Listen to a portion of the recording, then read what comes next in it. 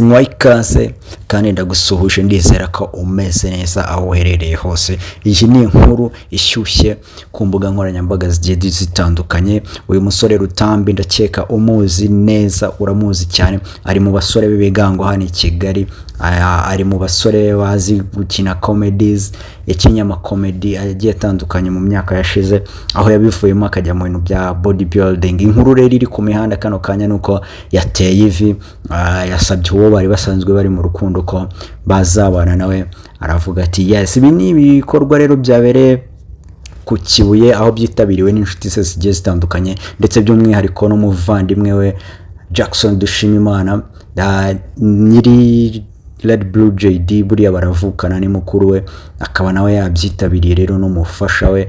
Ibi bikaba ari ibikorwa byabereye ku Kibuye rero. Yes, uyu Rutambi nyuma yuko avuye mu bintu bya comedy akibanda ku bintu bya bodybuilding, aho ufite iduka ricuruza imyambaro ya siporo ndetse n'ibikoresho bigiye bitandukanye bya siporo, ndetse no kuba afite YouTube channel yiwe ashyiraho ibintu bijyanye na bodybuilding, ndetse n'amavideo mujye mubona agenda mu muhanda yambaye agatuza abantu bagasara. Uyu ni umwe mu basore bameze neza i Kigali. Yes, ndizera ko rero inkuru tugenda tukugezaho buri munsi zigenda zikunyura. Kora subscribe kugira ngo ntihakagire inkuru n'imwe iri trend igucika.